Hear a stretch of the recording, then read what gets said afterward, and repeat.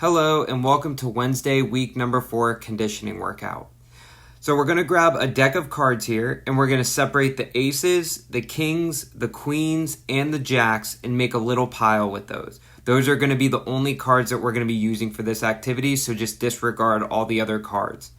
Now we're going to shuffle up our small deck and we're going to flip over randomly cards. Now whatever face comes on the card, meaning is it an ace, a king, a queen, or a jack, that's going to indicate what exercise we're going to do. And the suit is going to tell us for how long we're going to perform each individual exercise for. So for example, if I were to flip over a king of hearts, that means I'm going to be performing high knees for 20 seconds.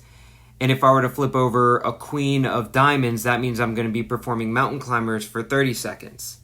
Now the objective is to flip over every single card non-stop.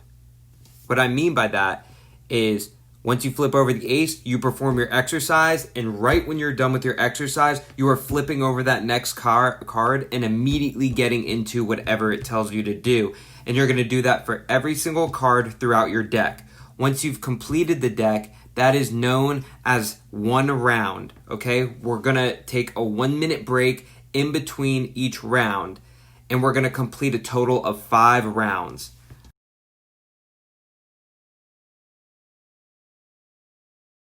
All right, first up we have some jumping jacks in which we want to be light on our toes. Don't put pressure on your heels and slam the weight on your heels. It's not good for your foot. With every hop, we're going to be separating the arms and the legs simultaneously and then bringing everything back together at the bottom neutral position. Next, we have mountain climbers, in which our beginning position is going to be a straight arm plank position with our back slightly arched and one knee at our chest. We're then going to push ourselves up with our feet and then switch the knees to the chest as if we're running on the ground. And this exercise is mostly working out our shoulders, quads, and abdominals. All right, and next we have high knees, in which we're going to be very light on our toes and our elbows coming forward and backwards. The reason I say the elbows coming forward and backward is because a lot of people just move their lower arm, and that does not help you with momentum when you're running. This is going to help us to gain better running form. So when one arm comes up, the opposite leg should come up with the opposite arm. You know how, like they say, opposites attract? Well, the same thing is true with high knees and running as well.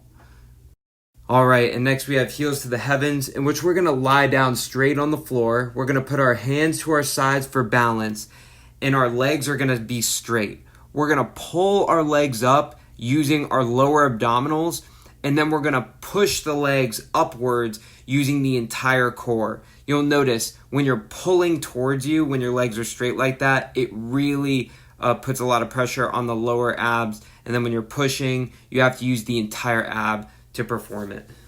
And if you're unable to perform those, please perform some regular sit-ups, in which I'm performing here.